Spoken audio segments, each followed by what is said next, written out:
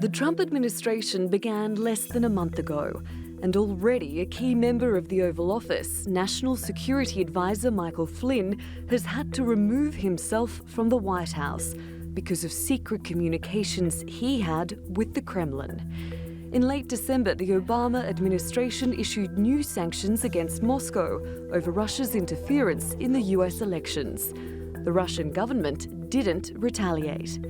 Around the same time, Flynn, as part of the incoming team, made a number of calls and sent texts to Russia's ambassador to the US, Sergei Kislyak. Flynn told his colleagues, including the future vice president, that the topic of sanctions didn't come up. They did not discuss anything having to do with the United States' decision to expel diplomats or impose a censure against Russia. So did they ask between General Flynn and Russian members of the government? Not that I'm aware of. And when I say that, what I'm saying is during the transition, I asked General Flynn that whether or not there were any other conversations beyond the ambassador, and he said no.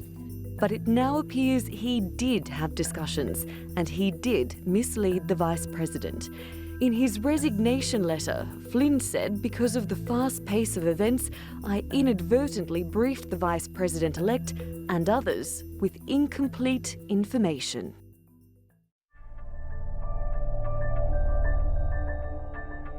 President Donald Trump has openly called for better relations with Russia, and his phone call with President Vladimir Putin was seen as an important step. Michael Flynn was tasked with helping to set up that call. But the Justice Department told the White House it believed Flynn had misled the office about his other communications with Russia, and that it could have put him in a compromising position. It's unclear if the government did anything with that information. But the president says the real story here is why there's so many illegal leaks coming out of Washington. It's not the first example of people close to Trump having ties to Russian interests. Paul Manafort, his campaign manager, resigned after allegations he had received about $12 million for political work with pro-Russian organizations. US Secretary of State Rex Tillerson did have dealings with Russian officials, and President Vladimir Putin himself in his former role as chief executive of energy giant ExxonMobil, but he publicly distanced himself from Moscow. Russia today poses a danger, but it is not unpredictable in advancing its own interest. The Flynn case is raising concerns about how far those interests go between Washington, D.C. and Moscow. Natalie Pohonen, The Newsmakers.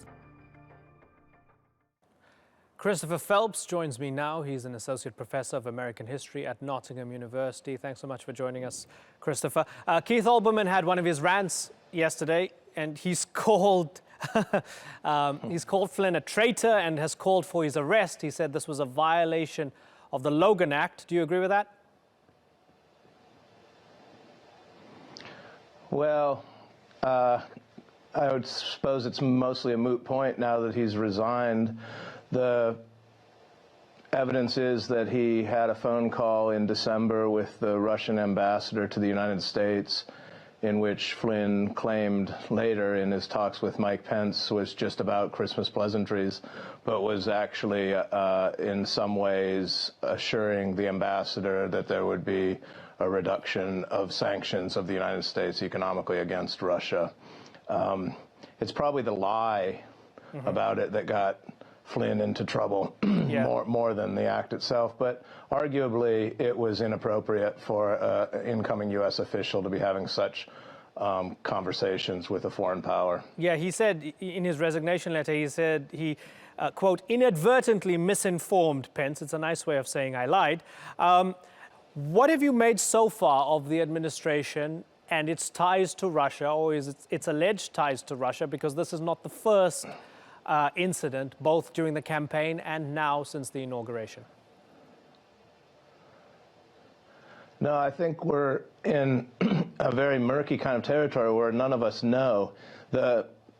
Flynn had been an open advocate of reorienting U.S. foreign policy to try to cooperate more with Russia to defeat ISIS, and this is part of the logic of the warmer relations with Russia. But of course, there's this entire gray area of exactly why the Russians were involved in the U.S. elections, in various cyber operations, to what extent Trump's trips to Moscow compromised him in one way or another, as some intelligence reports seem to indicate they might have, including the one out of the former British intelligence agent, and exactly where policy is going to end up on Russia. All of it is still not entirely known and a little bit fuzzy. And to what extent that will change with the replacement of Flynn, we don't know either. Yeah, so the speculation as to whether the government is compromised, particularly when it comes to a country like Russia. You know, people remember the Cold War, they remember all the antagonism between the two nations. As a historian, is this unprecedented? Well, way back in the Stalin era, the Russian intelligence used Moscow hotels and what went on in them to compromise officials, for example, of Finland.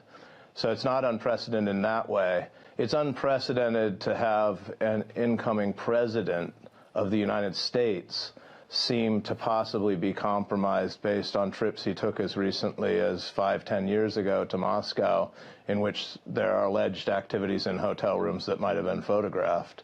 I mean, it is striking that of all the irresponsible tweets and kind of provocations that have come out of Trump, and he's been quite candid and undiplomatic in his statements about other governments, that nothing of the kind has been said about Russia, which for the last many decades has been a primary adversary or opponent of the United States in the way the U.S. foreign policy establishment has seen it in the world. Mm-hmm. And taking stock of the past month, so you have a court order blocking President Trump's Muslim ban.